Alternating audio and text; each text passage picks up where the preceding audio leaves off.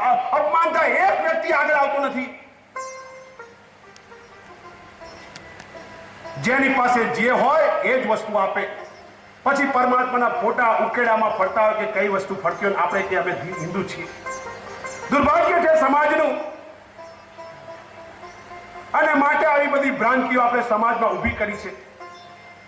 અને લિંગ પુરાણ તો લિંગ માટે શિવ પુરાણ ગર્જના સાથે કહે છે સર્વેષામ શિવલિંગાનામ મુને સંખ્યા ન વિદ્યતે સર્વા લિંગમય ભૂમિ સર્વમ લિંગમયમ જગત. સાહેબ આપણે જો નહીં કરે શરૂઆત આપણે જ કરવી પડશે.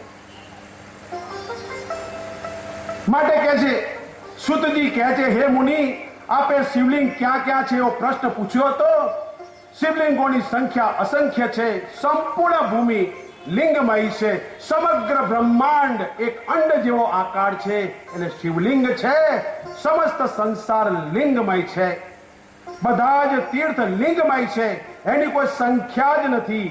તત્સર્વમ શિવ રૂપમ હિ નાન્યદ અસ્તિતિ કિંચન. સર્વત્ર બ્રહ્માંડ લિંગ રૂપ છે. તો ક્યાં છે છૂત કે અછૂતની ભાવના? ક્યાં છે કોઈ ઊંચો ને ક્યાંય નીચો? અને માટે તો પેલો ભાવનગરનો કવિ કહે છે હું મોટો તું નાનો, હું મોટો તું નાનો, એ ખ્યાલ જગતનો ખોટો. ખારા જળનો દરિયો ભર્યો મીઠા જળનો લોટો. ભેદ આપણે ઊભા કર્યા, ભય આપણે ઊભા કર્યા. અને સમુદ્રમાં તો ધનનો ભંડાર છે, રત્નાકર કહેવાય છે. અને માટે તો સમુદ્ર પણ સંદેશ આપે છે, મોજા પણ સમાજને સમજાવે છે. નથી મેળવાતી ખુશી સંપત્તિમાં, નથી મેળવાતી ખુશી સંપત્તિમાં. મોજા રડીને કહે છે આ જગતને ભીતરમાં મોતી ભર્યા છે તોય સમુદ્રના જીવન ખારા થઈ ગયા છે. અહંકારના ધ્વંસ માટે શિવજીએ લિંગ રૂપે અવતાર ધારણ કર્યો છે. શિવ તો નિરાકાર છે, નિર્ગુણ છે, અદ્રશ્ય છે. અને એવું જે લિંગ રૂપે ઉત્પત્તિ સ્થિતિ અને લય એનામાં છે. લિંગ અર્થાત ચિહ્ન. શિવ પુરાણ કહે છે લિંગમ અર્થમ હિ પુરુષમ શિવમ ગમ્યતિ યદ. શિવ અને શક્તિના ચિહ્નના સંમેલન તે જ લિંગ છે. શિવ તત્વના બોધક હોવાને લીધે એને લિંગ તરીકે કહેવામાં આવે છે. જેમ પ્રણવ પર ઓમકાર પણ પરમાત્માનો બોધક હોવાને લીધે એને પણ લિંગ તરીકે ઓળખવામાં આવે છે. 12 જ્યોતિર્લિંગની અત્યારે સમાજમાં પૂજા થાય છે. અન્ય લિંગો તો છે પણ જ્યોતિર્લિંગ તરીકે જે નિરાકાર પરમાત્માના સાકાર હો બોલે બોલે હો બોલે શિવ શંકર પ્રલયંકર ઓ શિવ શંકર પ્રલયંકર મારા દુઃખ સંભળો ને કરુણા તમે કરો ને. બોલે ઓ બોલે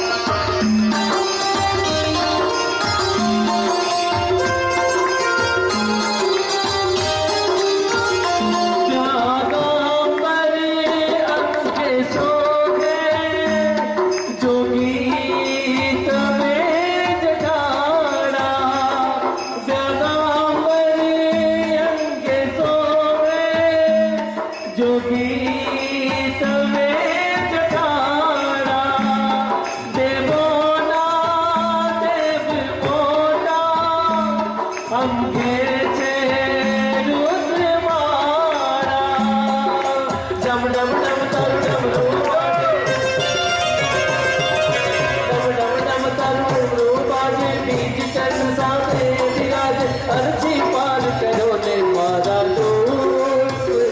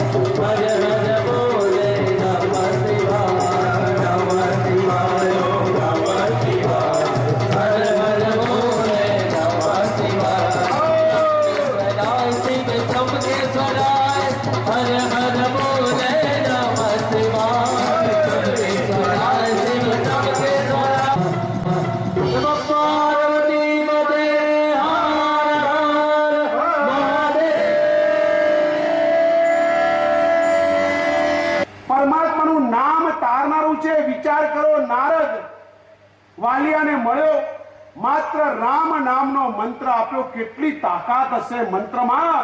મનના ત્રાયતે ઇતિ મંત્ર મંત્રાણામ ચિંત શક્તિતામ. પેલા વાલિયામાંથી વાલ્મીકી બનાવવાનું નથી થયા રામ. સબરીને કેટલો શ્રદ્ધા, કેટલી વિશ્વાસ, કેટલો નિષ્ઠા. મારો રામ આવશે, આવશે, આવશે. રામ તમારા દરવાજે ઉભો છે. કામનાની બાદબાકી કરો. રામનું પ્રાગટ્ય તમારા હૃદયમાં થવા તૈયાર છે. જે ક્ષણે રામનું પ્રાગટ્ય આપણા હૃદયમાં થઈ ગયું ને, એ જ ક્ષણે મારા જીવનમાં સાચી રામનવમી ઉજવાશે સાહેબ. અને જે ક્ષણે કૃષ્ણનો ઉદય થયો, કામનાનો ધ્વંસ થયો અને મારો કૃષ્ણ સાંભળ્યો અંદર પ્રવેશ કરશે, કરશે ને કરશે. એને પ્રગટાવવાનો છે, પ્રાગટ્ય કરવાનું છે, પણ એનું આવરણ ભંગ કરવું પડે. તસ્મિન તદ્બુદ્ધિ થઈ છે, જે હું નથી એને મારું સ્વરૂપ માની બેઠો છું.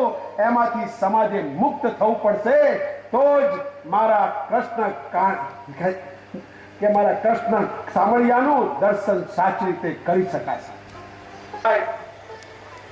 પહેલાના જમાનામાં ક્યોર કરવો મુશ્કેલ એવો રોગ. વિચાર કરો તમે, ડોક્ટરે નિદાન કર્યું કે તમને ક્ષય થયો છે. નિરાશ થઈ ગયો વ્યક્તિ.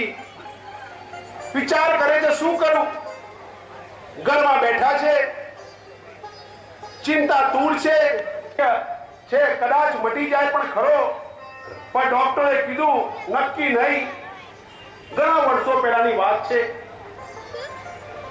એ ઘરમાં બેઠા બેઠા વિચાર કરે છે, નામનું સત્ય છે, રામ નામનું નાણું છે. આ જ્યોતિર્લિંગનું ઉચ્ચારણ દરેક વ્યક્તિ શ્રેષ્ઠ રીતે પરમાત્માના શંકરના સ્મરણ સાથે કરે. એના 12 જ્યોતિર્લિંગનું ઉચ્ચારણ આપણે સૌ એક સાથે કરીએ. અહીંયા જ કાશી, અહીં જ બનારસ, અહીં જ ગંગા, કાવેરી, નર્મદા આપણી આજુબાજુમાંથી વહેતી હોય એવું લાગે. દરેક વ્યક્તિ એક સાથે અહીંથી ગાવા માટે કરશે. અહીંથી હેતલભાઈ ગવડાવશે. આપણે સૌ પણ ગાવાનો સાથે પ્રયાસ કરવાનો.